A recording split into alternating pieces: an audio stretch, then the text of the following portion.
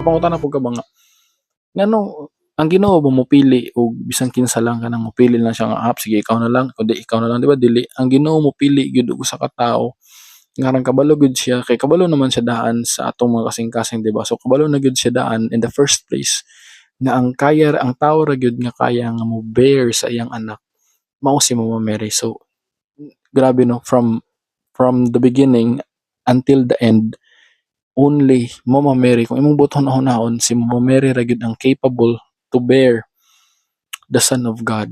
Kay kumingon ka nga basta lang 'to gipili si Mama Mary, dili man ingon na mopili ang Ginoo, mopili ang Ginoo. Namo gyud siya kanang kay kabalo man siya sa imong action, 'di ba? Kabalo man siya sa imong kasing-kasing.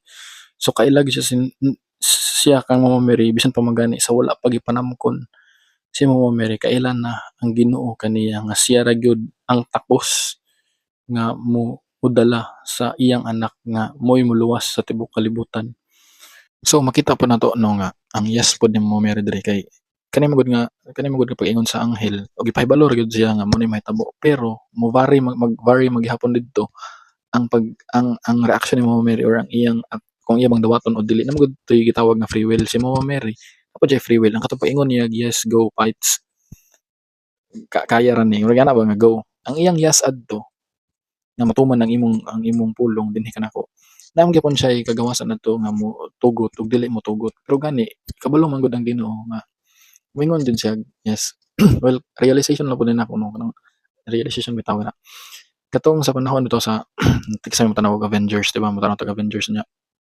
Katong nahitabo si Doctor Strange ni tan-aw sa future ba na pila to ka scenarios, pila to 14,604 ba to 605 kung dili mo kuno sayo. So daghan kay siya scenarios nga gitan-aw. Dayon nangutan na si Tony Stark na unya pila man ta ka times ni daw ana siya nga kaisa ra daw. So mao to mura bitaw kanang kung imong hunahon, mao dito kay ang Ginoo nakabalo naman siya sa future good gyud. Kabalo tingali siya nga sa tanan nga mga senaryo nga giingnan tingali adto. Si Mama Mary ra ang niingon og yes. Unya sa pag-ingon niya yes kay dili ra man gud pud to sa pag-ingon niya yes. Pag-ingon ni Mama Mary og yes, ang burden man gud ayon adto nga iyang gidakay, 'di ba mo din to katong ni-order sa Herod nga pamatyon ang mga bata. Yan nagbaktas pa gud sila from there to Egypt, from balik pa din sila padung sa Galilee, sa Nazareth, sa Bethlehem, 'di ba labing bigtasan nila. May dili pa gid mahuman didto kasi sa pag-anak pa gud niya ug sa pagpadako niya kang Jesus wala biya ningon didto dayon nga si Jesus gianak paghuman 33 years old na dayon or 'di ba dili biya to ingon